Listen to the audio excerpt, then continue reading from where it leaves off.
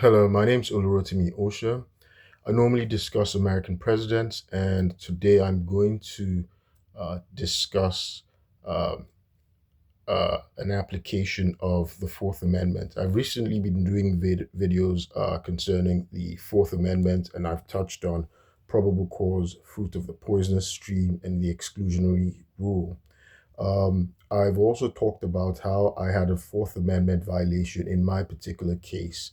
And to quote Shakespeare in Hamlet, there is method to the madness. So I want to show you that there is method to the madness, and um, bring it home, apply everything, right? Apply everything that I've discussed regarding the Fourth Amendment and constitutional rights and protections, and apply it to my specific case in Montgomery County, Maryland, where I've said I suffered a color of law violation and a violation of my 14th Amendment rights, which is due process of law and equal protection of the law, and of course, a Fourth Amendment rights violation. Now, let me repeat what the Fourth Amendment is. The Fourth Amendment, of course, reciting from memory, these things are very useful. Reciting from memory, the Fourth Amendment says the right of the people to be secure in their persons, houses, papers, and effects against unreasonable searches and seizures shall not be violated,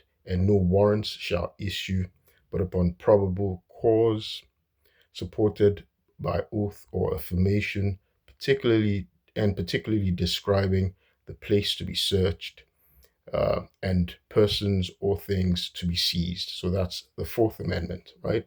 That's the Fourth Amendment, and I'm going to show how my Fourth Amendment rights were violated by stating the facts, right? So I'm just going to state the facts, what happened. I'm going to break this down into several videos, right? Because it's really long, it's really complicated, right? So I'm going to say what happened, right, from my perspective. So when you go to to trial, it's an adversarial process, right? So the state of Maryland has brought charges against me. They're trumped up, right? They shouldn't have been filed in the first place because uh, everything that happened, it's based on malicious prosecution and prosecutorial misconduct. It's actually a violation of federal statutes 18 USC sections 241 and section 242 and 42 USC uh, section 1983. And this deals with malicious prosecution. The previous that I named is based on deprivation of rights, where the police or the state fabricates evidence, right? They fabricate evidence, so so there's been a deprivation of rights. But in any event, the state of Maryland has the state attorney under John McCarthy has continued to file this malicious bad faith prosecution against me. So the state of Maryland is the plaintiff, right? So that's a state of Maryland versus me, Rotimi Osha, right?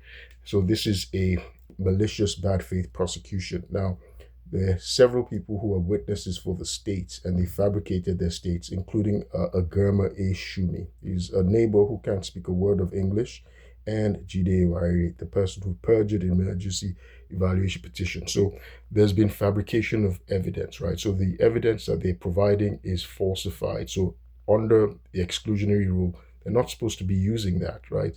And remember what I said earlier on when I was describing the exclusionary rule from the case Silverthorne Lumber Company versus the United States of 1920, where Justice Oliver Wendell Holmes, uh, the eminent jurist, right, said it is less of it is a lesser evil that a few criminals escape than that the government play an ignoble part, and that's in fabricating evidence or in an illegal search, in violating the rights of citizens, the Fourth Amendment rights of citizens. And so that's where the doctrine of fruit of a poisonous tree comes from. So I'm just going to, in this video, I'm going to break the discussion, the analysis up into several videos. And in this one, I'm just going to state the facts from my perspective, what happened, because that's something I'm going to get a chance to say in court. Of course, the the state has brought several versions, right? Several versions, and stated that it's the police, right, are the victims in my home. The police were the victims. The police who assaulted me, shot at me, were the victims in my home. And so I'm going to state what happened. I've done several videos discussing, mentioning this, my experience, how I was falsely arrested and falsely charged in my home by rogue cops, Montgomery County Police, based on a swatting, right? A swatting is when someone makes a false crisis call, false emergency call, that there's a crisis or emergency going on in someone's home. The objective is to maliciously generate a SWAT team and a large police presence. And normally people get killed in such incidents. And that's what Jide Wariri, a Howard University professor, a fabulist, that's what he did. He was impersonating himself as my uncle. So let me state the facts of what happened. So, and I'll do several subsequent videos giving the versions of the police, right? And I will do an analysis as well and providing documents just debunking the fabrications of the police. Again, bear in mind, these are deprivation of rights and malicious prosecution based on 42 USC, that's United States Code, Section 1983, and deprivation of rights under 18 USC, Sections 241 and 242. So there are two dates that I'm going to describe that happened. There were two instances of what happened. So May 14, 2023 is significant, and May 16, 2023 is also important. So I'm going to state what happened on May 14, 2023. So as of May 14, 2023, I lived alone at 2301 Glen Allen Avenue, apartment 503, Silver Spring, Maryland, zip code 20906. I lived alone. The lease was in my name, and I had several months again on the lease. I'd been living there for about 2 years, and of course I lived alone. And so I'm a law-abiding American citizen. As of that day, I was an auditor in the Department of the Navy, holding a top-secret TSSCI clearance, and so I worked in a classified area, right? In fact, I couldn't publish the exact location where I was working. Prior to that, I'd worked at the Pentagon as a John S. McCain Strategic Defense Fellow, as a special assistant to the CFO, or the Department of Defense, Honorable Honorable Michael McCord, and as a John S. McCain Strategic Defense Fellow. I was actually the #1 pick in my cohort as well. So on that day, that day anyway, I was an auditor in the Department of the Navy. That's May 14, 2023. A few days before Jide Wariri is a Howard University professor. He lived not too far from me, right? But we didn't live together. He had called me, trying to get me to withdraw a petitions that I had filed, including an equal employment opportunity petition. That was what he knew of, which I had filed against people in the Department of the Navy and Department of the Defense regarding misconduct. I don't have to go into the details, right? So those are legitimate petitions. That's based on my First Amendment rights to petition the United States, to petition the government, right? That's lawful, right?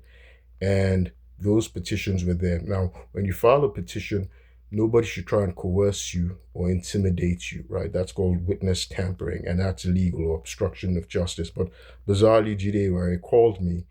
Jide Wariri is a Howard University professor. He's an octogenarian, although he misrepresents his age as being in his 70s.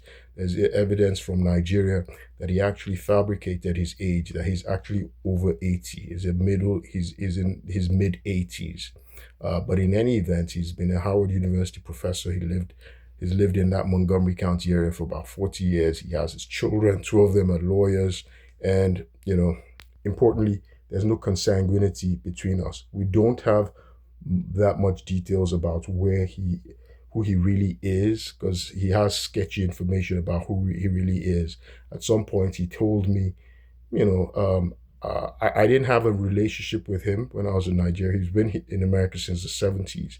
But when I came, at some point when I, had limited interaction with him, he told me that he never knew who his real mother was until he was an adult. So this was new information.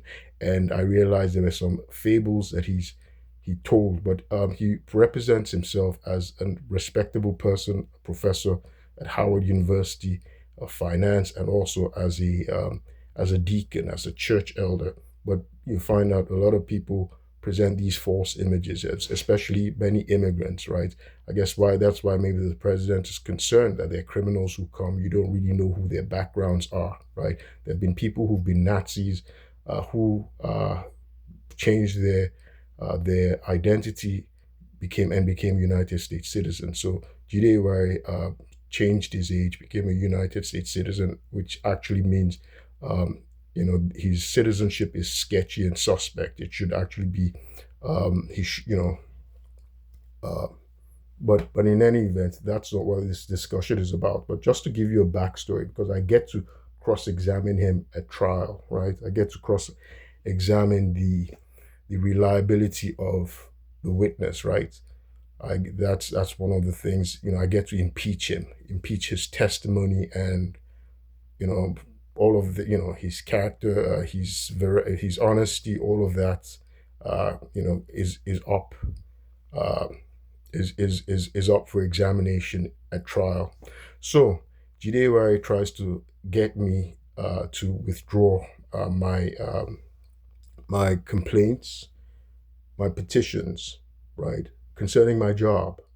Um, and I had my job at this time, saying, he was telling me that, well, these people know important people and they could harm me, right? He was saying it in a very um, like he knew there was something going on, the way he was saying it. And I thought it was bizarre because I work in a classified area. So I'm like, okay, you need to stop disturbing me. And, not in a rude manner, right? Not in a rude manner, but I was concerned that this guy's asking me questions regarding my job in a classified area. I work in a classified area. No one's supposed to discuss my job with me, right? Because I was working in national security, right? So you're not supposed to be doing any of these questioning me in this way. But he was my emergency contact at work. So it was later on he would tell me that, well, he'd been contacted by people at my job and the police, right? But let me give the details of what happened first of all. So I wanted us to bear this in mind. Jide Wari had been contacted by somebody to pressure me, right? This was before May 14, 2023, to pressure me to withdraw my petition in the Department of Navy and the Department of Defense, right? This was how it started. Later on, around May 13th, Jide Wari then calls me that I had a letter from the Department of the Navy and I should come and pick it up from his home. I said my house was walking distance from his home, maybe just about 3 miles, right? Walking distance from his home. So he asked me to come pick up my mail from his home.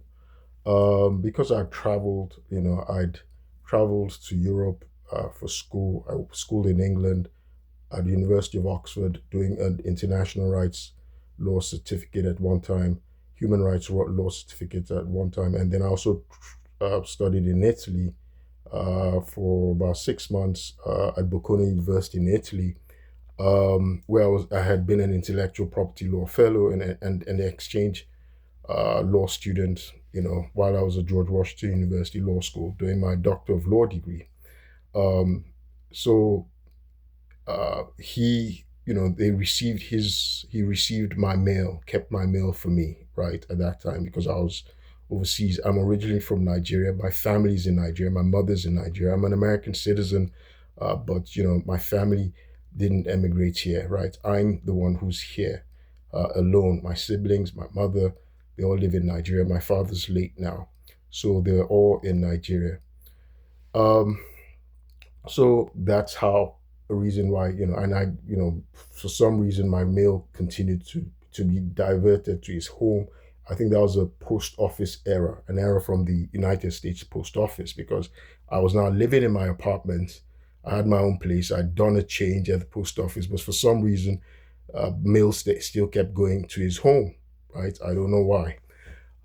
But in this case, the Navy should never have sent any mail there. So you see, the Navy was being mischievous. That was HR Navy. They were being mischievous by sending mail to Jide Iwariri. They sent a FedEx to Jide Iwariri instead of to me, to my address, my apartment. So you see, there was something suspicious going on. They'd engaged in something.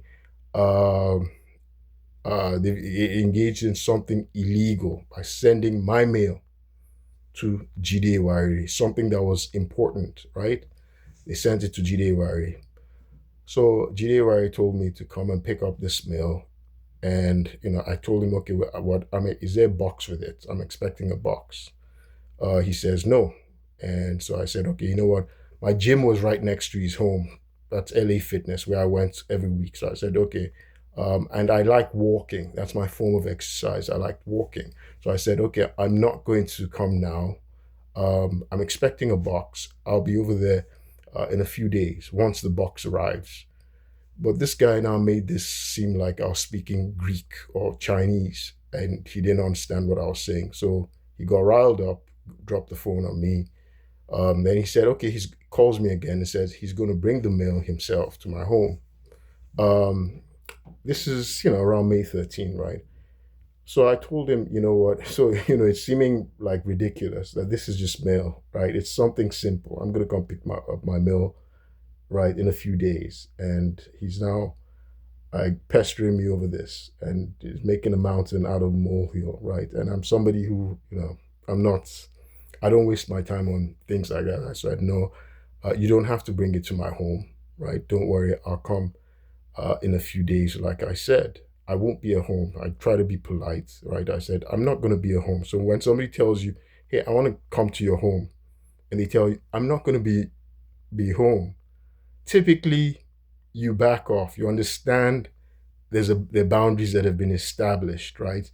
Um, you know, in there's a saying in Yoruba, kò ń ṣe gbogbo ẹnu wọ́n fi ń bá àgbàlagbà sọ̀rọ̀, kò ń ṣe gbogbo ẹnu wọ́n fi ń bá àgbàlagbà sọ̀rọ̀. It's literally saying you don't speak with your whole mouth to an adult. And it's a metaphor, it's translation, it's a figure of speech, and what it's saying is you don't have to speak plainly, right? Plainly and say what you mean to an adult for them to understand what you're saying, right? You can, basically that's what it's saying. So I told him politely, I'm not going to be at home. So he should have understood that, I've established a boundary, try and respect it, But in any event, later on, I got a knock on my door, not long after, because his home is not far from mine.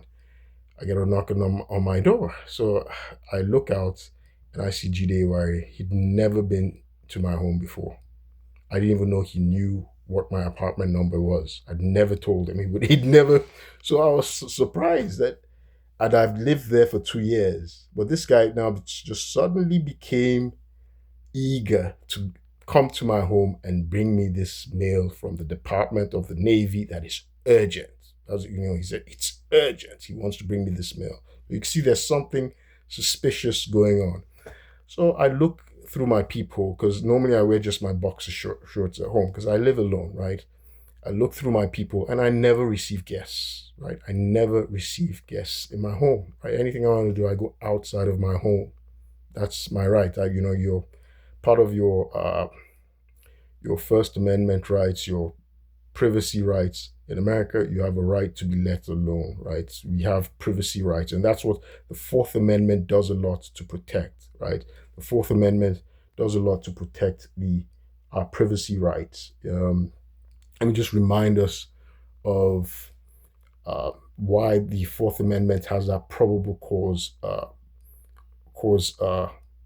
standard, which is under beyond a reasonable doubt and higher than reasonable suspicion. The idea is that there are no interferences in, in our privacy, right? That the state, the government just doesn't interfere in our privacy. The privacy in America is very important. Those are your rights to self-govern, your rights of autonomy.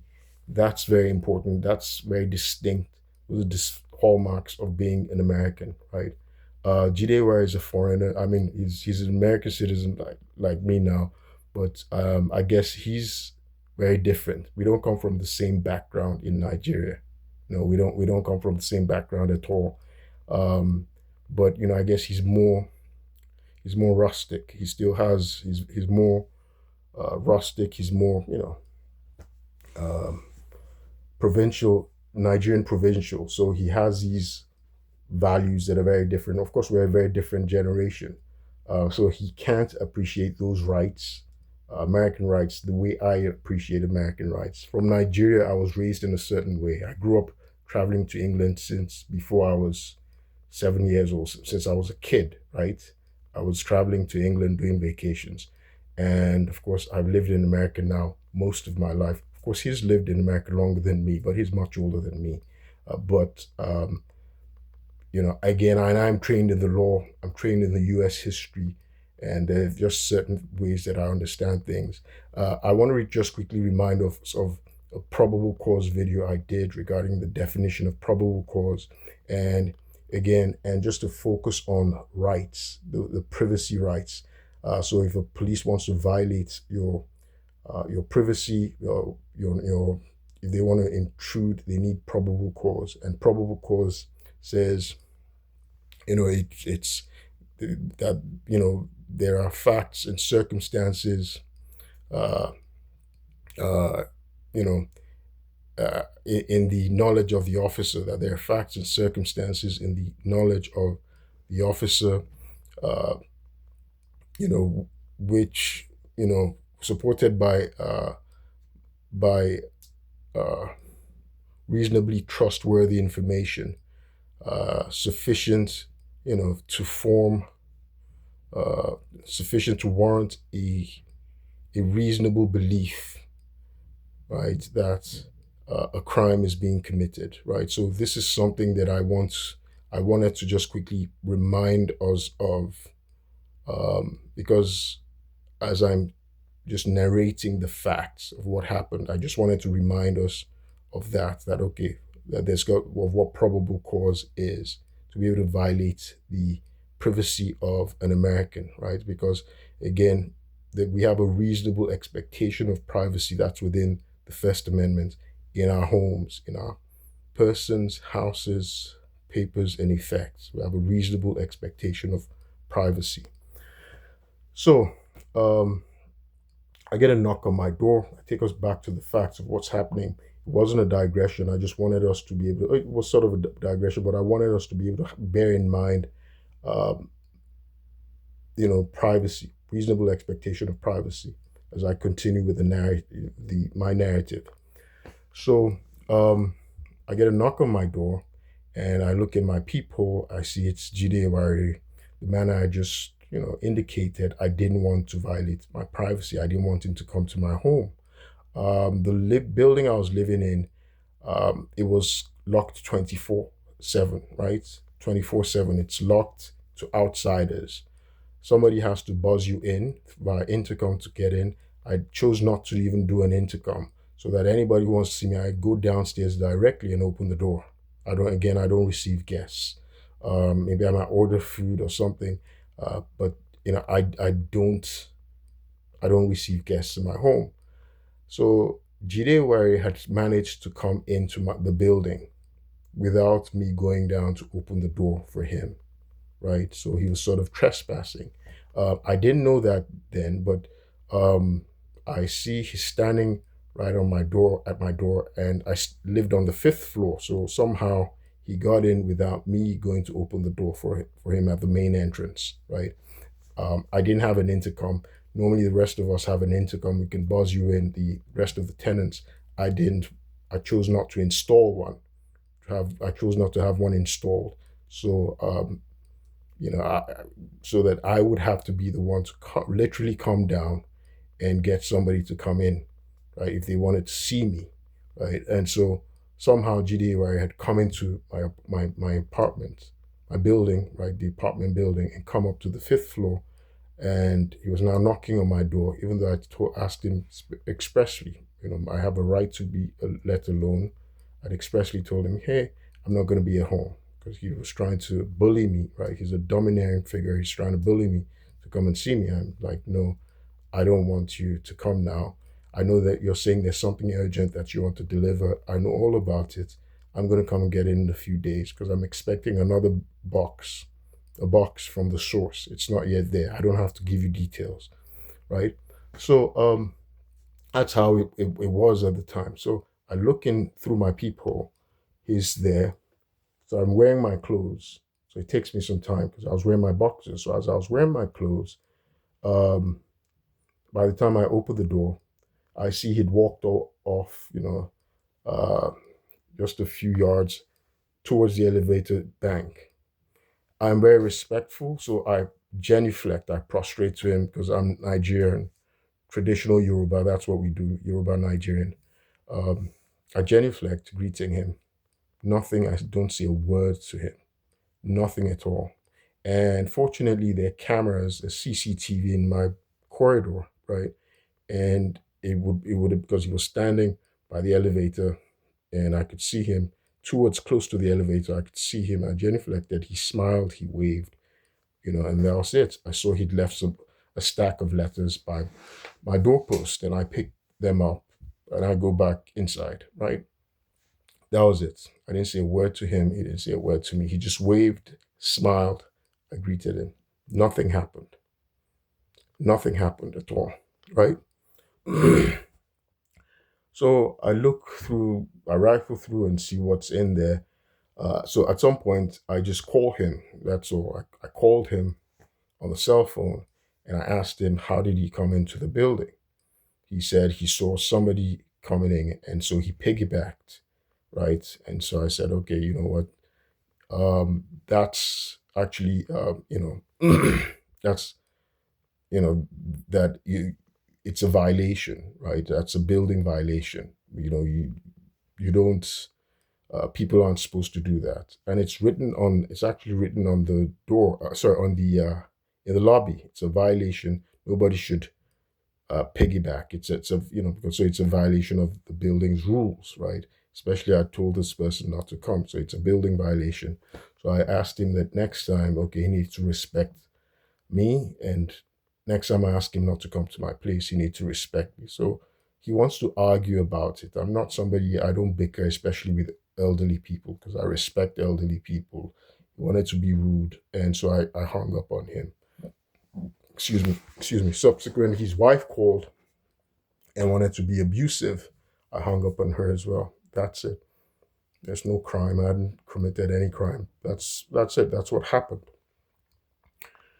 The next day, I get a knock on my door again, right? I get a knock on my door, and then I see who's at the door.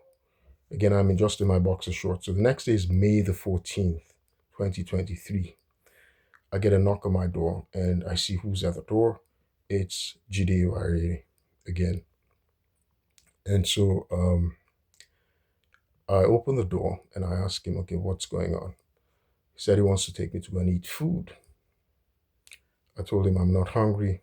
I got food in my home, which was bizarre because, normally when I go and work out at my gym, I buy groceries and I give it to the wife. I remember that I think the last time I went, I gave her $100, right? $100 bill. I just gave it to her. I'd buy groceries and I'll go and give it to them, right?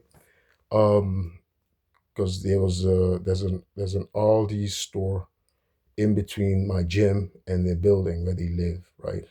They live in a community. And so I told him I was not hungry. And eventually he now says, without warrant, without justification, um, rudely, intrusively, right? I'm a middle-aged man, independent middle-aged man, right? Self-governing. Jidewari is not my father. He's not my mother. We're not blood related. He's never supported me financially. He never paid for any of my education. He didn't file for me to come to America. He didn't do anything, right? And I'm fine with that. No animosity, but I'm friendly with a lot of people, but people need to be able to respect boundaries that you establish for them. So bizarrely, he said he thinks my job is stressing me out, and so he wants to take me to go and see a psychiatrist. You know, which is bizarre. I thought it was rude. So I didn't even say anything to him.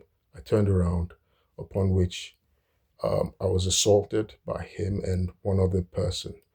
And I screamed. I was stunned. So they were going to literally manhandle me and take me to go and see some, they were going to literally take me out. So I was stunned because my person had been violated. That's assault. I was just shocked. It never happened before in my life. I was just seized. And so I screamed because I was in shock, because I was like, I was shocked. So I screamed that, you can't do this. This is illegal. You can't do this. So one of them then dropped the phone. And I later learned that guy was Germa Shumi. So they were neighbors. They lived at 506, right? I'd never spoken to them before in my life. I'd seen them.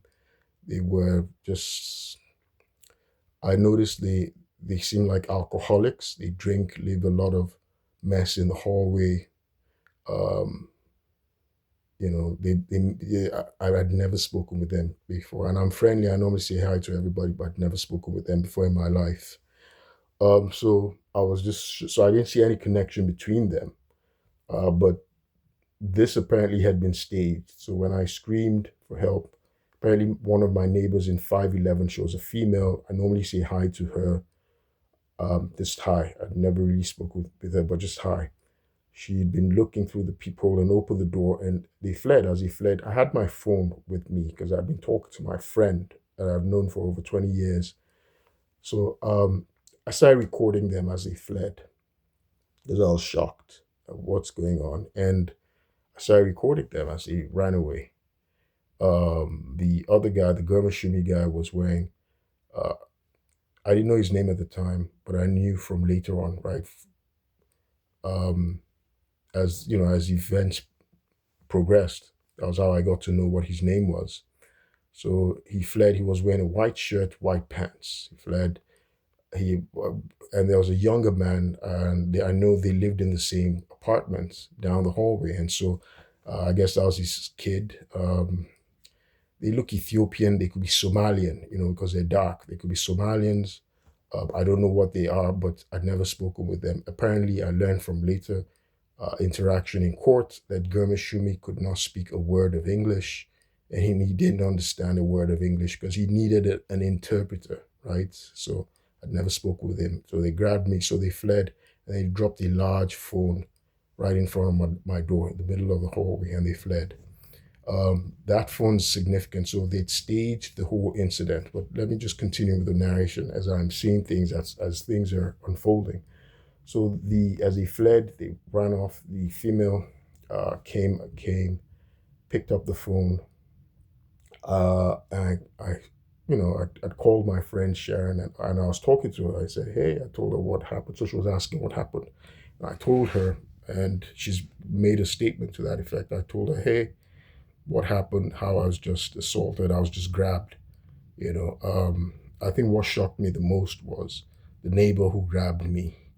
I was still in shock, and I told her how Jidewari and this person, what they'd done. And she said, hey, that's assault, call the police. So to my knowledge, I called the police, and later on they knock on my door. And when they knock on my door, I call my friend again. When they show up, the police, a male. I learned his name was Sergeant Charles Drangwitz, his badge number 1143. And there was another female, a white female. There's something notable about that white female, and I'll mention that later on. So the white female, they show up. So I called my friend Sharon again, and my friend starts to speak with the police for about 10 minutes. And so I guess my friend said she told him what happened. And I'm speaking with the female. I identified myself. I told them what had happened. But the female, because I'm stunned, I'm still in shock by what had happened, because I didn't know what the meaning was of what, why would Judewari come and my neighbors just assault me, grab me, saying he wants to take me to see a psychiatrist because I told him not to come to my home. It was, I had no idea what was really going on. It just seemed baffling to me. So the female was sort of rude, and just, she did something weird. I told her, hey, so at some point I told her, hey, please don't disrespect me. That female officer actually, I think I'd had an interaction with her before. The only time I'd ever, and that was many years before, she'd falsified my address on a ticket she wanted to write me many years before. She fabricated a ticket, and this got expunged. It was just a ticket, trivial, got expunged.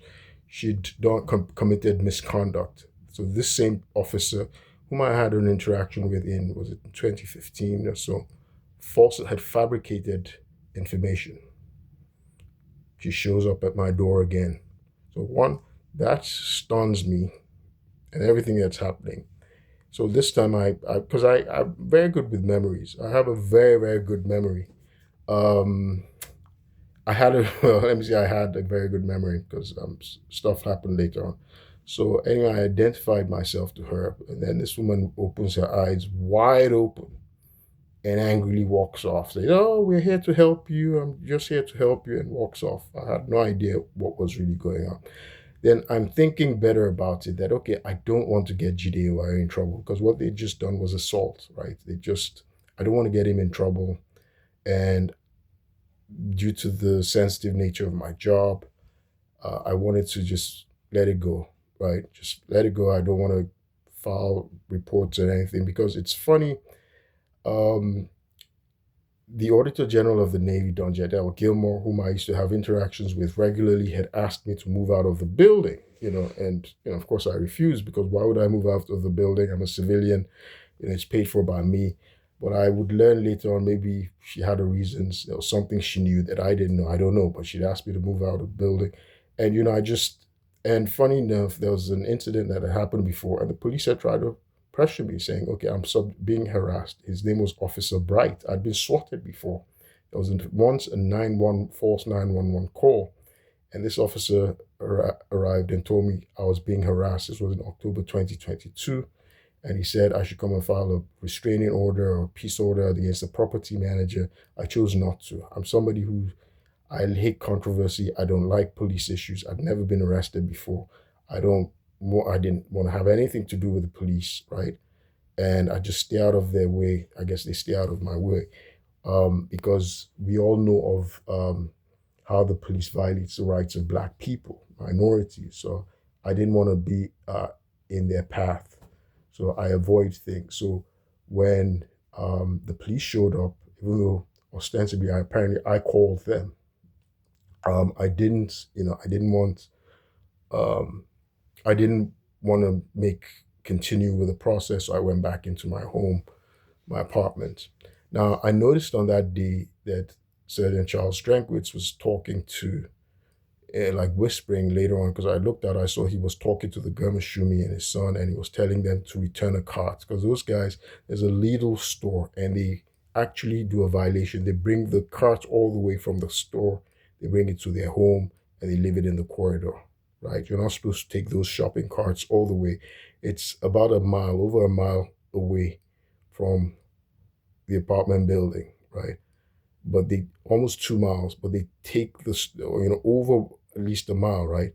They take the shopping cart and they leave it, and they never return it. So I guess the guy was asking him to return the cart or something, and they were talking, and he was talking like, they were talking in this bizarre way, which was strange. I just reported this guy for assaulting me, But I didn't want to press charges. I didn't want to continue, right? So I was fine. It just assaulted me, but the police was now consulting with them. It was like they were having a tete-a-tete, whatever, So anyway, so this was May 14. Nothing else happened.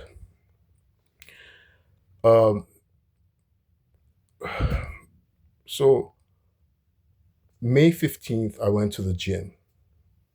On May 15th, I went to the gym and I sent my friend an email, and I'm going to talk about something later on. I decided somebody texted me. They texted me and asked me to come to the gym. Olu, come to the gym. This guy, interestingly, he was a lieutenant. He was a commander in the United States Navy. He's a pharmacist. He's from Haiti. His name is Fortin George. He texted me, and he'd never texted me before. I'd been seeing him for a long time, and we chat in the gym. I liked going to the gym all the time, and many people there knew me. But I found out that he works for the Department of Health and Human Services. He's a pharmacist, and we used to chat. He knew I worked for the Department of the Navy, and we were friendly with one another. He's about my age, or maybe just a little bit older. And I found out that he's a pharmacist, right? He's a pharmacist, he works in the Navy. He'd been in the Navy, he'd been a military guy. I'm civilian. I was civilian in the Navy, not actually in the military. Which will lead me to an interesting point. So he texted me and said, "Hey, Olu, come to the gym." So I go May 15th. I go to on that May 15th, and I see him and he hugs me. While I was there was a white guy who came and threatened me. He said he worked for the government. I'm a friendly guy. I can't be threatened. I can't be intimidated. I was talking with friends, and at some point he walked up to them and asked if I'm harassing them, which was strange. But the gym, everybody knew me there at the gym. I work out regularly. I'd been at the gym for 2 years. Prior to that, I'd been a Gold's Gym since 2014, and most of the people from the Gold's Gym, because the Gold's Gym transferred to the LA Fitness, right? They were right next door, and the Gold's Gym, I guess, has since closed up because they didn't have customers. So these are people that we'd seen each other for about a decade, right? Almost a decade. We'd been seeing each other, interacting. People knew me, right? That was where I worked out. So this strange man, I'd seen him before. When I worked out, he liked to come. There was one day he came around and I was working out, and there was a friend who was talking to me, and he wanted to get in, and he was talking about how he'd been, a dirty old white guy, looked shriveled, very ugly looking guy, and he tried to make jokes. You could see, I guess, I'm I'm a friendly person. I'm easily accessible and all that. But I remember it was, I guess, maybe a year or 2 years before this incident, the guy had tried to talk to me when I was talking to my friend. I guess it was the girl he was trying to chat up, because I don't know. But he started talking about how he'd been to Uganda, he'd been to Africa. He wanted to strike up a conversation. So I suddenly see this guy on May 15, and he's asking my friends if I'm bothering them. He first comes in a hostile manner, and he threatens me on that day. But no big deal. He told me he works for the government. I asked him, which arm of the government do you work for? Because I work for the federal government.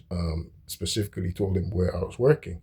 He said, oh, it's just the government. It's one government. So this was something strange that he told me. He said, it's one government. I'd never heard that before, because, there's separation of powers. Many, our government decentralizes power, right? Because that's why we have all the checks and balances. And, it's like, and it delineates power. And so he just said, it's one government. I was surprised he said that. It's one government. He works for the government. I was like, I told him specifically where I worked for in the federal government, where in the federal government. But this guy couldn't tell me where in the federal government. He just said he works for the government. I said, okay, is it Montgomery County government or state government? He said, no, just the government. It's one government. So interestingly, this guy said this, and he threatened me on that day. But no big deal. Can't be threatened, can't be intimidated. So Fortin George hugs me, the guy who asked me to come to the gym.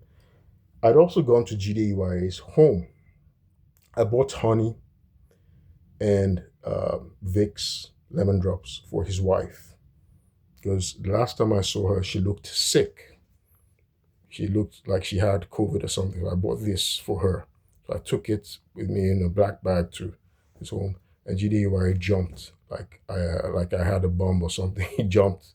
He looked very agitated. I was angry with him, and I wanted to make sure because why did he come and with somebody and commit a crime in my home? I didn't want to press charges. I just wanted to make sure he was okay. Again, I understood that he's an old man, and I was wondering, okay, is he concerned? And maybe he was upset that he felt that I had been rude to him by dropping the phone, but it wasn't so rude the way it wasn't. I just hung up. I'm thinking, okay, is he properly concerned? What's going on? So he starts asking me about my job. That's all he's asking me. Oh, how's your job going? Blah blah blah. Do you have everything's fine? Don't worry. So I established, but he was jumpy. He seemed paranoid. As we left, I guess they have cameras in his neighborhood. I asked him to pray because he presents himself as a deacon, as a religious man. That's how he presents. I said, okay, I should pray. So I you know, because I'm a Christian as well, and maybe prayer. He understands things better with prayer, so he prays. So I go to the gym. That's what it was. After that I went to the gym. I left off the gift for his wife that he should give his wife the gift. And so I I decided to and then I went to the gym. Right, I went off to the gym to work out. So I'm working out at the gym. By the way, his wife is my mother's um, half sister. Right, she's her younger half sister. So my mother had raised her like a daughter. But my mother had accused him. My mother and her don't talk anymore. And my mother and Jide Wari were not talking because my mother had accused Jide Wari of sort of like kidnapping, just deceiving them and bringing her to America and using her as his slave. And she had never come back. And my mother was very disappointed. So that's an issue, right? So it's his wife that's my mother's half sister, but Jide Wari has no relationship with me. But I'm a friendly person. So the rest of the people, nobody in my family talks to Jide Wari. I was the only one who was interacting with him. And when my father was alive, my father had been a CEO of a bank chairman. So he's obsequious he was very obsequious with my father. He was very uh, fawning. In fact, my father helped him come to America. My father paid for his wedding to my aunt because my mother and my dad raised his wife. That's my aunt. They sent her to excellent schools, everything, right, in Nigeria. Uh, but my father's late now. So in any event, so that's, but I didn't have interaction with GDAY. Um, so that was that. So I bought her a gift, took it to her, left it there, May 15th, right? I'm at his home. Nothing happened. The neighbors who saw, there was nothing that happened. I didn't attack him. I didn't do anything. I took gifts to his house. He and someone had tried to kidnap me the day before in my home, rudely, and assaulted me. But I'd done nothing, right? So I go to the gym, no incidents, and I go home. Now I noticed something had happened, right? So I noticed there was this female soldier around my building, walking, following me around. Because of where I work for, right? I'm not stunned, and they were doing a clearance on me, a new clearance on me, right? So it wasn't unusual, right? That's what they do when they're doing a clearance. So I wasn't stunned, and the nature of my job, I wasn't, right? But I noticed that soldier was sort of rude because I greeted her. She was a white female soldier. I greeted her, and she ignored me. I was downstairs, and she had walked, and when she saw I noticed her, she tried to run away. Went back into a door and ignored me. So I knew, okay, I mean, I didn't pay attention to her. Like, I was indifferent, but it was the first time I'd seen a soldier in my building. I was indifferent to her. So that's May 15th. Interestingly, May 15, I sent my friend a note. So I'm very observant. Everything I observed, I noted. I noticed everything going on.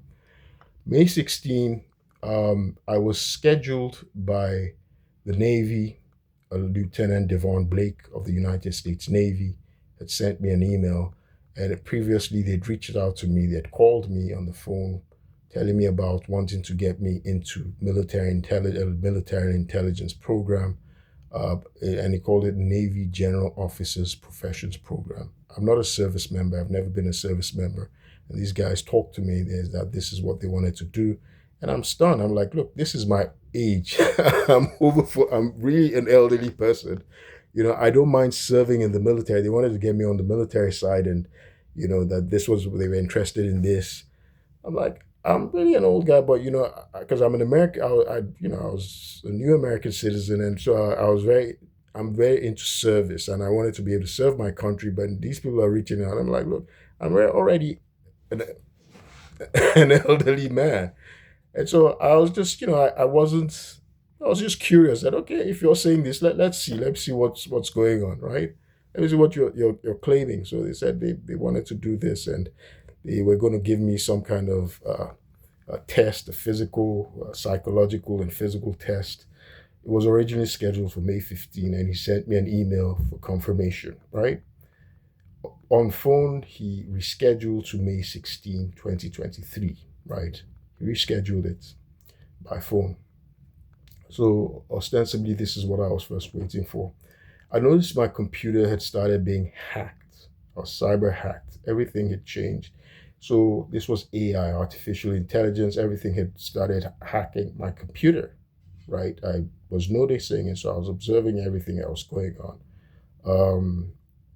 My computer was being hacked from May 16. Everything, AI, everything was going on. Blah, blah. I'm just observing, not alarmed, nothing going on.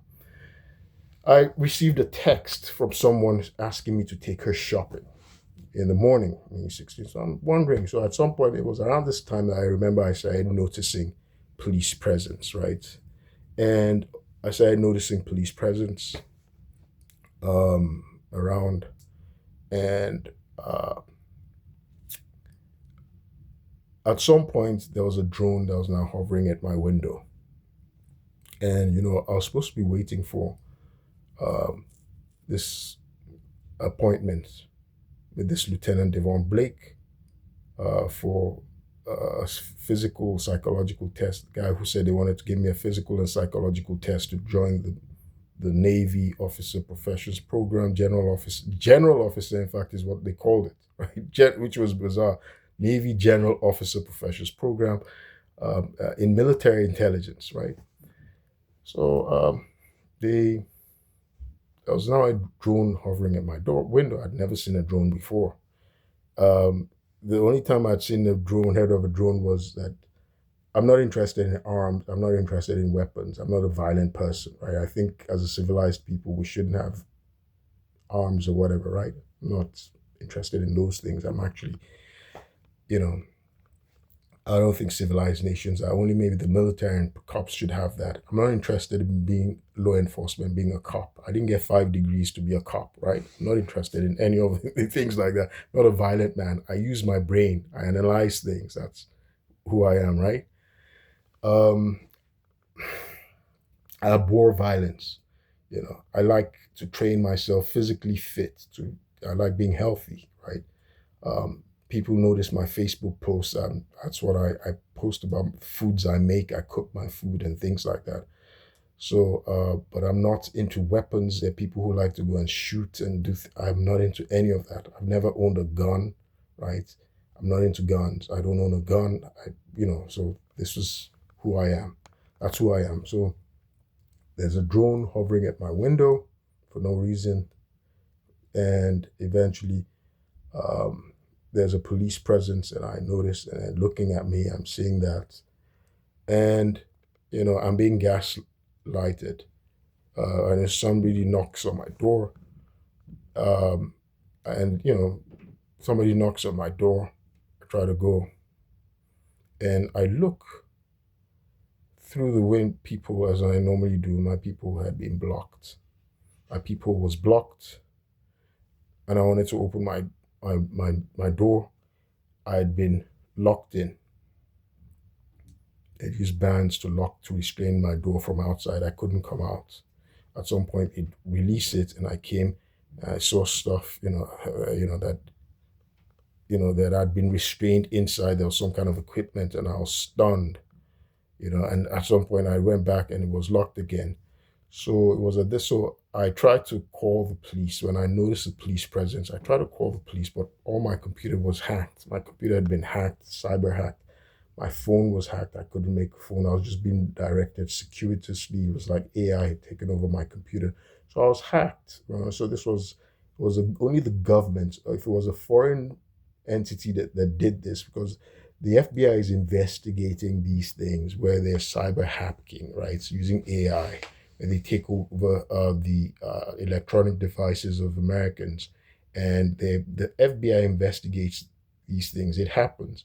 But the state has the ability to do this. And obviously, in my case, it was a state that did it, right? The state, that's the government that did it, because, it was the same day that I was sitting down waiting to have this interview or whatever to join the military intelligence programs, as this Lieutenant Devon Blake told me, right? And all my devices are being hacked. So I don't know if it was part of the tests, right? That this was what they were going to do. It was part of the test, or if I was actually being intimidated, if somebody was actually meaning to do me harm. I had no idea, or I'd never been in this situation before. So, and I couldn't reach out to anybody. But at some point, and then I realized I was being drugged, right? So there was a lot going on, right? And I can't get out of my apartment, right? I can't get out of my apartment. So at this point, of course, I'm alarmed by what was going on. And so I start, banging on the door, right? Banging on my door to be able to let out. So that, okay, what's going on? I start banging on my door, trying to check the door because I can't call anybody. Incidentally, my pastor tried to call me. I don't know how that happened. My pastor was calling. I didn't call him. I tried to reach out to a cousin of mine. He said he was out. He's going to call back. I called a friend of mine, Sharon, because there were odd time. There was a point when I could call, right? I called my friend and I told her. Sharon remembers. I called her and I said, "Hey," I told her that, "Hey, they're trying to destroy my reputation. I fear they're trying to kill me," because I had no idea what was going on. I had a drone hovering at my window, and this was going on. So I was being gaslighted for a long time. I was just locked in. False imprisonment, that's a crime. Remember, I talked about false imprisonment. I didn't know who it was, but the way all of this came about, and I'll say my neighbor's perspective, what my neighbor said happened, what they saw, my neighbors. I'm locked in my apartment all alone. There's law enforcement, police presence, military-like presence around the back. There's a drone hovering. I'm locked, and I've been drugged, right? I don't know how I was drugged. I was trying to figure out how I was drugged. There was a lot going on. There was time and opportunity to drug me. There was a soldier in my building the day before. There were ways they could have drugged me. And I was at the gym. I was out of my house for hours. One of the complaints had filed against the building, I'd been filing complaints against the building because their staff would come into my apartment. And I had an agreement on file that they couldn't come into my apartment to do any sort of maintenance work without me being present. But their staff were very rude and unprofessional, and they insisted they could, even though that's not what our agreements said, our contract, but they kept coming in. So somebody had an opportunity to come spike stuff in my apartment. All of this is illegal conduct, right? But an investigation of the CCTV cameras will be able to indicate to us who went into my apartment, right, and drugged me, how it was done, right? So I've been locked in. Eventually, I open the door. So at some point, I go and grab a knife. because I've been locked in. I'm asthmatic, so I hate. Uh, there was just something strange going on in the apartment, and I was terrified, and I wanted to leave because I didn't know. I thought about a lot about it. That okay, hey, if I've been locked into my apartment, inside my apartment, they can release a gas into my apartment through the vents. I remember that was going on a lot in my mind. That okay, they can release something, and I'm asthmatic. Being as if you were asthmatic as a kid, that comes to your mind a lot often, So I was, that okay, hey, something's going to be done to the way I breathe. So eventually, anyway, I come out. The I grabbed a knife from the kitchen to try and cut off the band that had been at the door, but the band was no longer there. The band was no longer there, and this happened lots of times. My people was blocked, so they'd agitated me. They'd been gaslighting me. That's called gaslighting, and it agitated me, and the band was no longer there. So that shocked me. Like a band that I just seen there a moment ago, how come it's no longer there? How did they do it?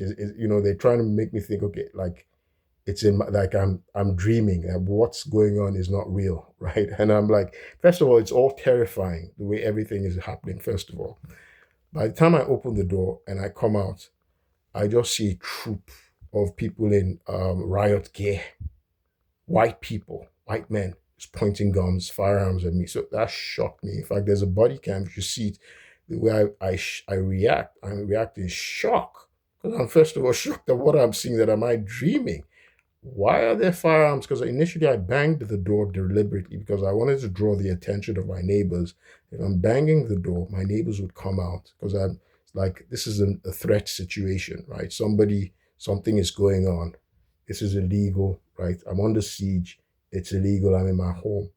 I'm not committing any crime, right? Remember, I said probable cause. Probable cause, again, remember, that was why I mentioned it.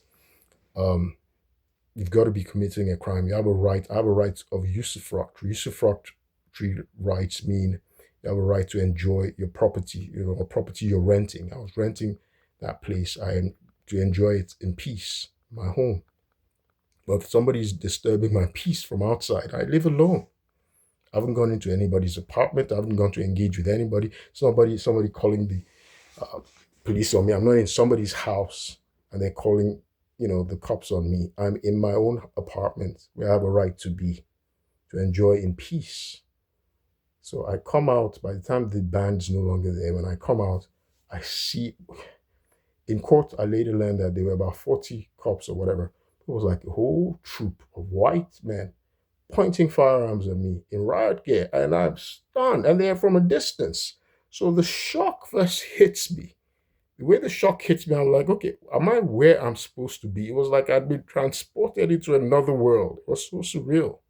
So I checked my senses. I said, okay, I tested my senses that, hey, I haven't gone crazy. Because, I was being gaslighted. So that's the whole purpose of gaslighting, right? To make you question your memory, your knowledge, and your experience. And you think, oh, you've lost your mind. That's what the gaslighter does to the victim, right? The predator. So these are predators in this state. In this instance, it turned out it was the government, right? They were gaslighting because I saw people dressed in uh, riot gear, armed. So it was the government, the state. If we're private individuals, then they were Nazis like Gestapo, like a paramilitary. That's illegal. These were people, and they were pointing guns at me. So I'm shocked. So I was checking my knowledge. So you see, I first say, okay, hey, I remembered that there's in my hallway, there's somebody who has a red rug, foot mat, right? Sorry, a red doormat. Doormat, it's red. What is red? Red. Okay. What else is red? Blood. So I'm checking my memory. So I'm saying all these things. What's red? Red is a color of blood. Brown. The hallway. This is my corridor. It's a brown carpet. I tested all of those things because I was shocked. Right. This is shock, and that's what they call like. It moved me to what's called like fight or flight. Like I was terrified, like a sense of danger.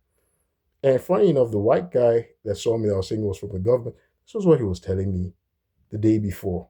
about how danger, or how people, there's an additional sense. He starts questioning me about the senses and everything, and telling me about danger, what happens when you have the sense of fear.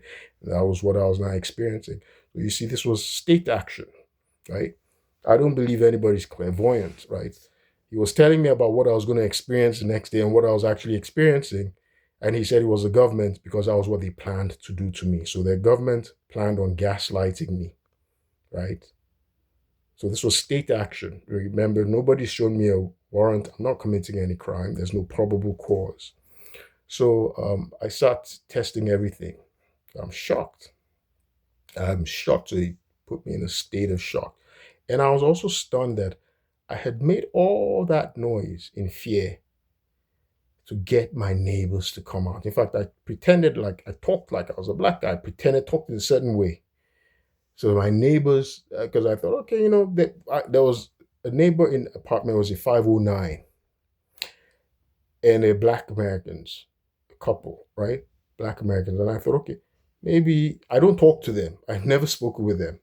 And, they talk about this division between Africans and Black Americans.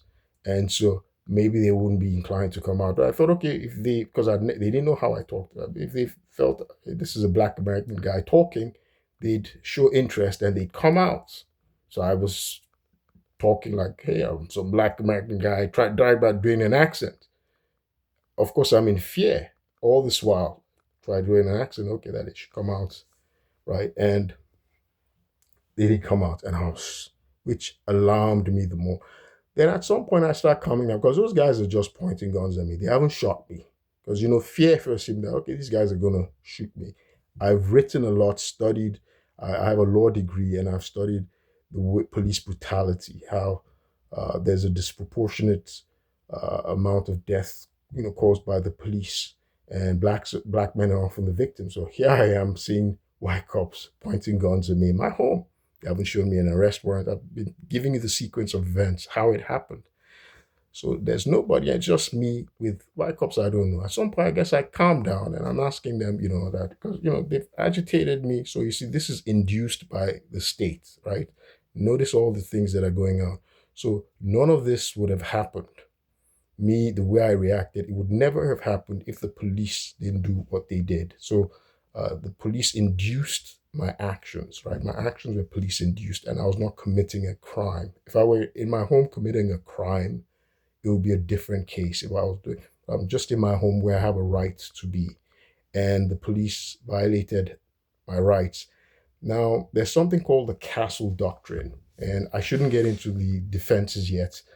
There's something called the castle doctrine, and again, it's from English common law, saying that and saying that your home is your castle and you have a right to defend yourself in your home, self-defense.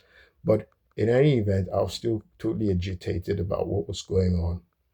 And at some point, I started to rationalize that, okay, I started calming down. Okay, these guys are just pointing guns at me. Maybe they're trying to scare me. And I remember that, oh, well, I was scheduled for an interview, a psychological fitness test by the US Navy to join the military and intelligence.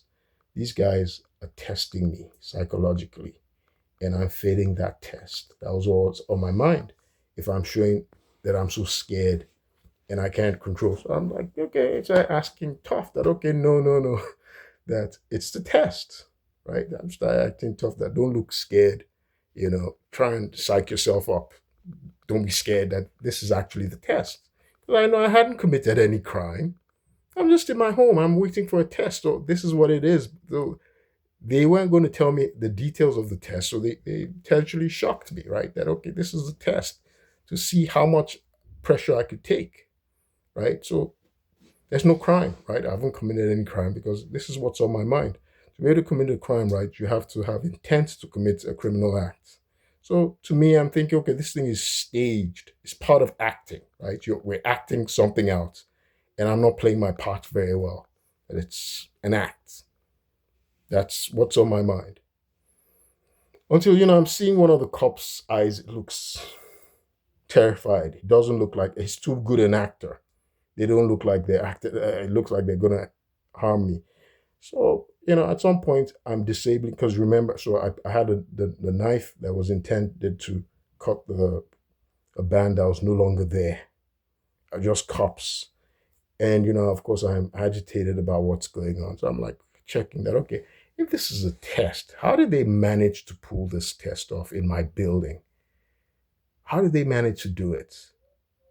Right? That they got my neighbors not to come out, and it's just me and them. How did they pull this off?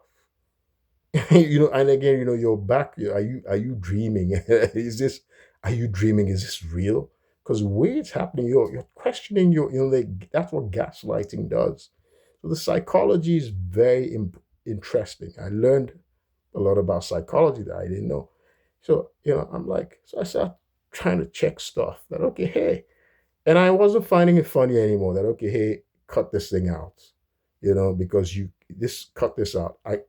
I'm not a child. You could have caused me to have a heart attack. I'm not finding it funny.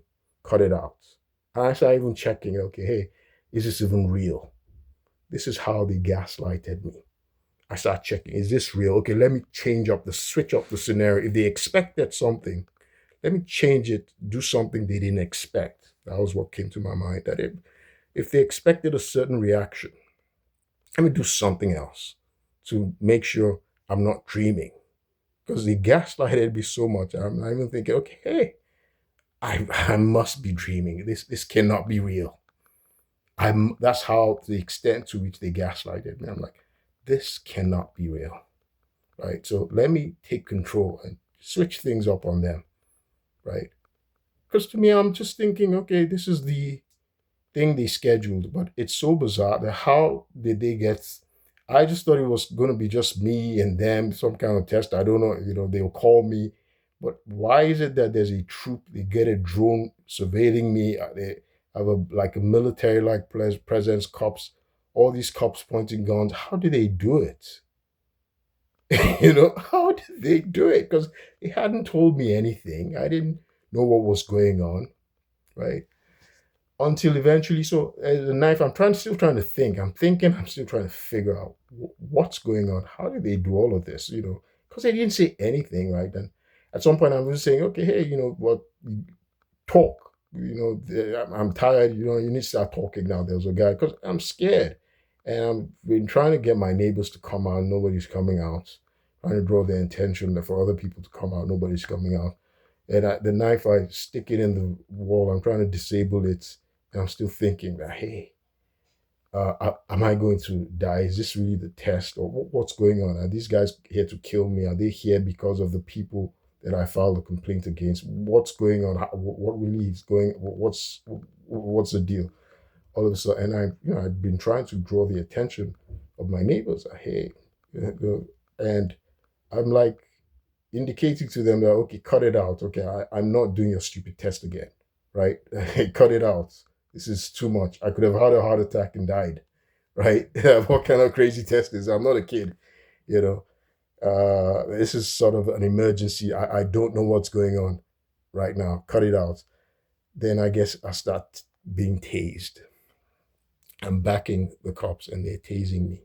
It was a tasing that I realized that, okay, these guys are going to kill me, right? So they're tasing me and they tased me multiple times and I'm screaming. When they tase you, right, you freeze. It's electrocution. I'd never been tased before in my life.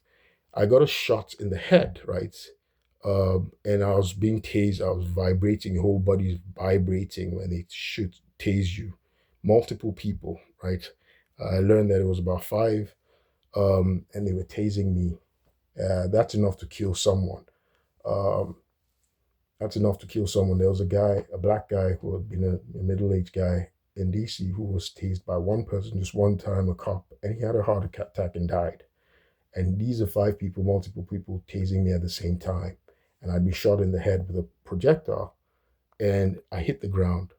I'm frozen. And it's in the video. I couldn't hear, because like on that day, it was like, you can't hear anything. It's like everything is just muddled. You can't hear what's going on. It's just chaos. When I look at the video, I don't even know if it's a doctored video or AI. Well, in the video, I'm hearing them saying, drop the knife. How can you be tasing to just show you what sort of knuckleheads cops are? You're tasing somebody. You should know when you tase someone, you start to electrocute them. They're going to freeze and stiffen up. So if I'm holding a knife, that knife was stuck in the wall. I'm standing right in front of my apartment. I disabled the knife and I'm raising my hand in surrender because I'm like, okay, what's going on? The test, I'm thinking, okay, I've passed the test. I'm not scared. I didn't show fear. Eventually, that's what I'm thinking. It was just a test. So they staged me. They did a hoax, right? So this was a swatting hoax, right? And I disabled the knife. That okay, hey, I passed the test because I was tricked. Advanced. Said okay, I'm going to be going through a test. He tased me, and I'm stuck. So the knife that I had stuck in the wall, I pull it out. And I'm being tased, and I'm looking directly at the person that's tasing me, but they're like 20 feet away. I'm not approaching them because they're electrocuting me. He's electrocuting me. And I'm vibrating, I'm stuck. When I look at that video, it's terrifying because it was God that saved me, that I wasn't killed. Only my God, my maker, protected me, right? So I hit the ground. On that day, I was thinking I was going to die. I had to summon myself. I kept thinking in my head, no, no, no, no, no, I can't die. I can't die. I can't die. I mustn't die. Because the way they tased me so aggressively, so violently, they were trying to kill me. It was attempted murder. And they're going to, it was attempted murder. I would later learn that the officer who shot at me, Jeffrey Ray, he claimed under penalty of perjury in an administrative hearing, he claimed that his intent, it was his Glock he had in his hand and he wanted to kill me. He used a racial epithet and called me an animal. So his objective was what he shot in my head. So he reached accidentally for his taser gun when his intent was to use his Glock and shot me in the head, according to his testimony, under penalty of perjury. It was God that saved me, that he got the wrong weapon. So he tased me, shot me in the head. That's the stitches here, right? The nerve there is still damaged. So again, that's another reason why I'm practicing I keep practicing my memory, exercising my memory, because where I was shot, it's called the Broca's area. That's a very important place. It controls rational thinking, thought, memory, speech, right? And that's where I was shot. I don't drink, I don't smoke, and I take very good care of my brain, my health. But this person now tried to destroy what it was that I take good care of. And you see, it was a hate crime. The police officers came and they were committing a hate crime. I was a victim of a hate crime. You'll learn this as I move on subsequently, because he used a racial epithet. He didn't show any empathy, any sympathy, empathy, right? I'll subsequently learn why they were there. So I was deceived as to what was going on that day, intentionally, because it gaslighted me. And I have the evidence, because I have the email evidence of Devon Blake. It's posted, it's online. A DOD law enforcement officer said that email is fraudulent. It's fraudulent from Devon Blake because he was inviting me for a Navy General Officer Professions program. I'm not a service member, never been a service member. I can't be invited for that program. So it was a hoax to make me think, they were orchestrating an event meant to kill me, meant to harm me, right? So anyway, I hit the ground. Fortunately, I get up and they stopped. They stopped at some point, and I forced myself off the ground. But I see I'm now bleeding. By the time I enter my apartment, I lock the door. I shut the door, lock the door. I realize these people are going to come for me, and I'm bleeding. I see there's an object in my head, stuck in my head. I couldn't get it out, and I was thinking, am I alive? Is this a ghost? Am I alive? Am I dead? Because I see blood coming from falling all over my face, blood falling, dripping on the floor. And there's an object in my head. And I thought they had guns in their hands. So I thought, okay. And I heard you hear a gunshot, right? And I'm like, okay, hey, did they just kill me? How can there be a bullet in my head and I'm still alive? This is what I'm thinking of. How can I be a bullet in my head and I'm still alive? I rush into the bathroom and I see an object protruding from my head. It's stuck in there and there's a string. I try to pull it out, try. It's not coming out and I'm stunned. I realize these people are going to come and get me. And they didn't tell me why they're here. This is no longer it's not a test. That's when I realized it's not a test. They just try to kill me. The cops just try to kill me. Why? I don't know. I'm in my home. I'm not committing any crime. The Navy had pretended they were taking me through a test. I had been falsely imprisoned in my apartment. I came out and then the cops shot at me. They just tried to kill me. So I thought, and I'm a lawyer. I'm legally trained. I know the Fourth Amendment. I've been doing the Fourth Amendment, right? And remember what the Fourth Amendment says. Let me repeat it.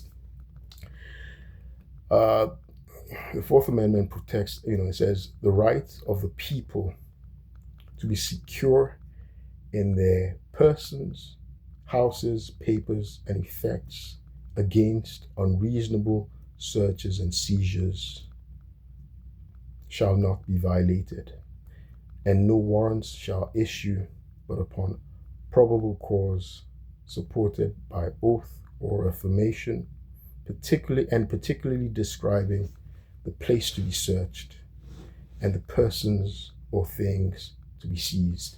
There should be no arrest warrants, right? None. They had no probable cause because I was in my apartment. I wasn't committing any crime. They had no probable cause. Remember that was why I was talking about probable cause. So as I'm giving the narrative of events, you can analyze yourself that, okay, did the police do it properly? Because this was clearly now state action, right? This was state action. Those were the people I saw out there. They were cops, right? They were the police. And there was a lot of them. So that was excessive, disproportionate force, first of all. Because I'm a law-abiding person, never been arrested. I don't have firearms in my home. So why did they come? There was nobody in my home. I wasn't holding anybody hostage. So there was no reason for them to come the way they came. And I was in the place I had a right to be in, right? They gave me no notice of anything, right? So, and let me remind of what probable cause is. Where the facts and circumstances, right, supported by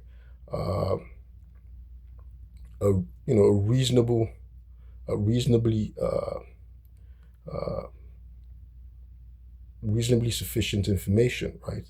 Reasonable information that to give to warrant a belief, right? To warrant a sufficient and reasonable belief by a reasonably amount of reasonable caution that a crime is being committed, right? So where there are facts and circumstances supporting reasonably reliable information, right? Reasonably reliable information that to allow a sufficient sufficiently warrant a belief, to sufficiently warrant a belief for a reasonable amount of reasonable caution that a crime is being committed. None of these existed, and no facts. Now, the crime that would have been committed, right, because I'm alone, there's nobody with me. I was just with the police. So that's induced by the state, by the police. They manufactured that situation. It was the state that engineered and manufactured that situation that I was in. Because the police, shouldn't have been there in my apartment, blocking me. Because